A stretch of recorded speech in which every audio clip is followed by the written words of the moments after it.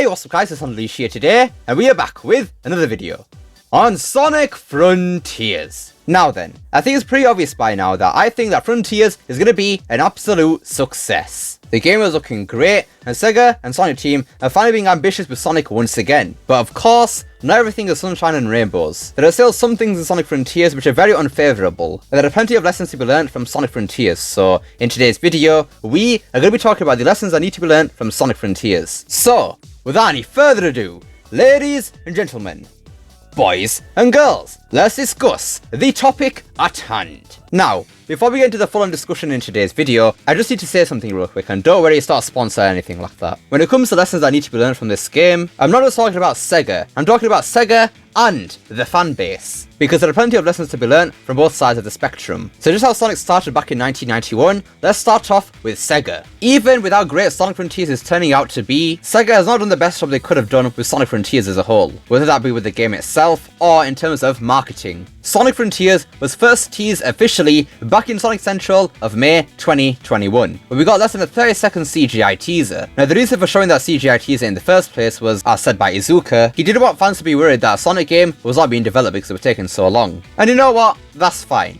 That's completely fine, honestly, it's fine. But the thing that isn't fine is what they did after that, which is absolutely nothing. Now yes, I do know that it's nothing new for game companies to announce a game and then say absolutely nothing afterwards for a long period of time. This same thing happened with Metroid 4, or whatever it's called. And also, The Legend of Zelda Breath of the Wild 2, or as we know it now, The Legend of Zelda Tears of the Kingdom. I still don't know if it's Tears of the Kingdom or Tears of the Kingdom as in Rip. Is it Cry Tears or Rip Tears? Can somebody help me please? Now, while other franchises have done this before, does that mean that it's good?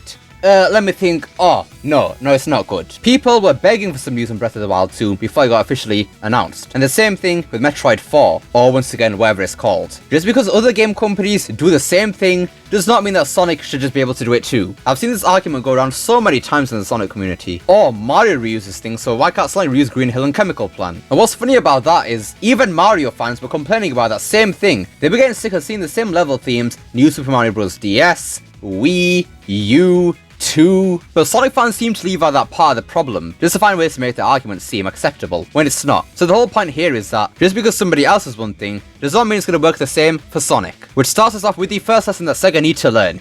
Get a better marketing strategy, man, my god. Even pushing that CGI teaser aside, their marketing scheme for June was absolutely horrible, let's be honest here. They made the game look so boring in the IGN first gameplay. And before any of you start to defend Sega here, no, IGN was not playing that game, it was all Sega. IGN were just showcasing that gameplay, alright? So for once, I can't believe I'm going to say this, but leave IGN alone. This wasn't their fault this time. It was all on Sega. Sega were the ones who provided that gameplay, and they were the ones who made the game look so boring. Like seriously, who thought it was a good idea to make Sonic just walk around really slowly? Especially with a garbage walk cycle. Like seriously, who thought that was a good idea? Because it clearly backfired when the whole internet thought that Frontiers was going to be another bad 3D Sonic game. And okay, maybe it wasn't the whole internet, but it was a majority of people. You had people who weren't usually talking about Sonic talk about Sonic now just because of how bad Frontiers looked. And why did all this happen? Well, because of Sega's garbage marketing strategy. They showed off all that gameplay with absolutely no context. Why was Sonic in this open zone? What was he trying to do? Even just showing the heads-up display in that gameplay could have saved them a lot of flack, but obviously, it didn't happen. So the lesson to be learned here is that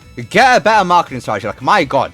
And it's not like they can't do good marketing, because they clearly show that they can. After the two major pieces of IGN first gameplay, everything else was absolutely fire. That 5 minutes of Cronus Island gameplay, that looks so good. Nintendo Direct looked really good too. Then the overview, story, combat trailer, they all looked great. It was just those first two pieces of gameplay which really soured people's moods about Sonic Frontiers. And I just don't want that same thing happening with a future Sonic game, because my god, that kept people on edge, man. That was a scary time to be a Sonic fan, man. Having the chance to have another bad 3D Sonic game, like, that was a scary, man. That was so scary. Please, Sega, never do that again, ever. Right then, kind of branching off from the marketing part here, which is let people film the game at events, unless they do something to break the game and reach an unintended part of the game. Now the reason I say this is because even with some of the negative things that got brought out in the demo leaks, a lot of it just gave the game some more good press. Like, come on, be honest with me here. Would you really be that excited for Sonic Frontiers if it wasn't for the demo footage? No, I wouldn't be. We've seen so many great things from the demo footage, such as cutscenes, cyberspace stages, the open zone platforming and everything. All of the things which weren't shown officially. Now, you know what some people are going to say here?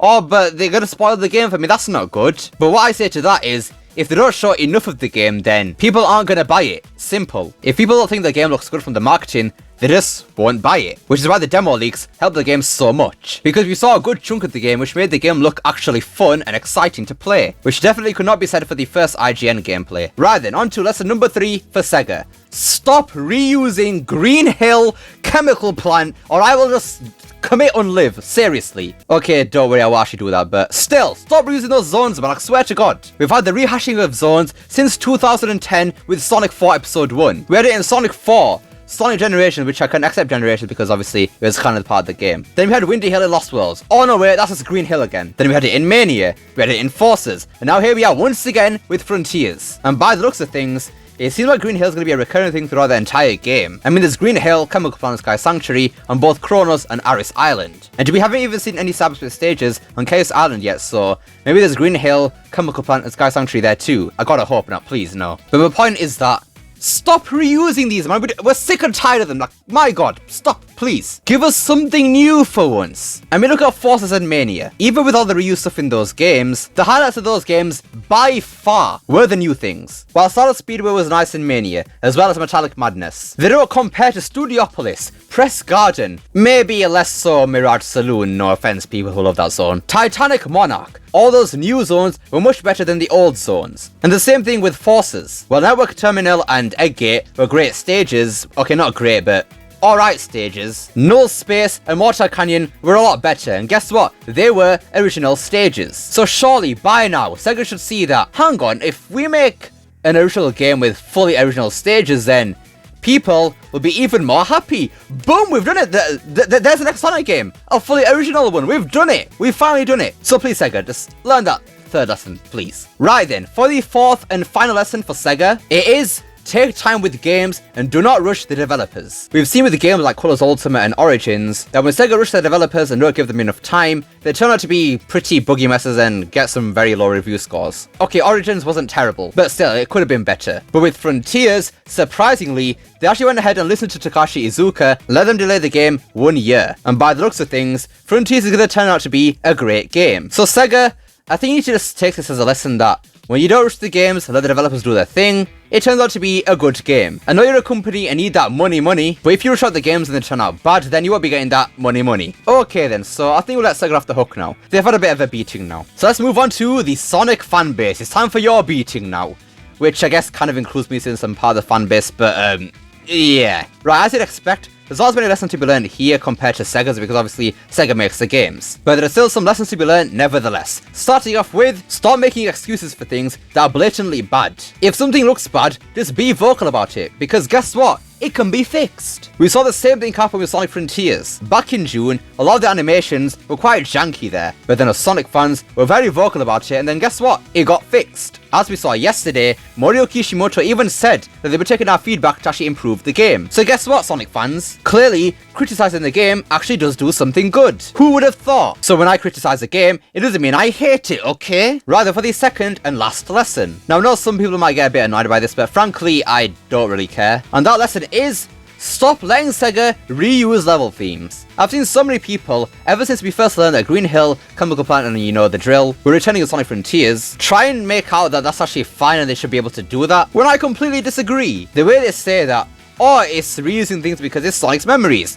Bingo! Leads me to believe that you've forgotten one thing about game development. When it comes to Sonic games specifically, the gameplay does not revolve around the story. It's actually vice versa. The story revolves around the gameplay. Green Hill, Chemical Plant, you know the drill once again, aren't in Sonic Frontiers just for story purposes. They're there because Sega wanted them to be in the game, so Sonic Team found some way to put it in there. It's not because, oh, it's related to the story, so it has to be there. No. Sega wanted that to be there in the first place, so that's why it's there. Now, I have said in the past that I kind of understand why they actually bring stuff like this back, because obviously casuals and everything think that Sonic should be one specific thing. But honestly, I just want to bring up a point right now. Let's take City Escape for example. I personally consider City Escape to be a pretty iconic level. And how it was actually made to actually be iconic? That's right, through originality. One thing that Sonic was always loved for is his original and creative environments. And that's what they did with Sonic Adventure 2, with City Escape, making a pretty iconic level. But alright, maybe you think City Escape should not count for some reason. Alright then, let's go somewhere else and tug at the heartstrings a bit for some of you people. Let's look at Sonic Colors with Planet Wisp. Personally,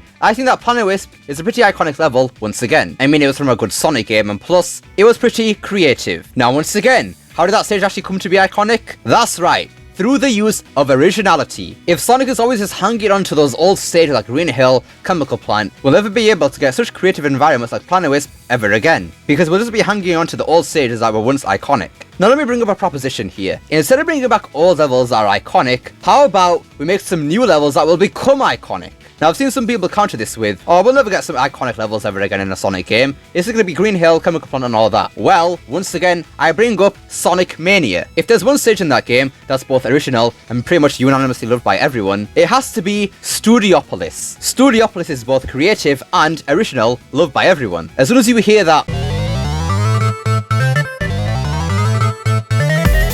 you know exactly what time it is. It's Sonic Mania time in Studiopolis. It's about to go down. So why can't we do the same thing with 3D Sonic? Okay, they might be running out of ideas. Well, combine some different themes together to get some new environments. Like combine some ice stages with some city levels to get some sort of ice city. Have a fire kingdom in the clouds. Maybe even an underwater highway. There's still so much potential that we haven't even tapped into because we're still holding on to the past. And if we actually go ahead and reach out to that potential, that'll be amazing, honestly. Truly amazing. We could create some new levels like City Escape and Planet Wisp for people to love and cherish for years to come. But this won't happen, obviously, if we still hang on to the past with Green Hill and Chemical Plant. And on that note, that is all the lessons I think that need to be learned from Sonic Frontiers. Anyways, that about does it for today's video. So yes, these are the lessons that I believe that need to be learned from Sonic Frontiers, from both the fanbase and Sega. If some of these things are taken into consideration, mostly from Sega, the games after Frontiers could be even better, and heck, have a massive impact on the gaming industry as a whole. But what do you guys think of this topic? What lessons do you think need to be learned from Sonic Frontiers, from both Sega or the fanbase?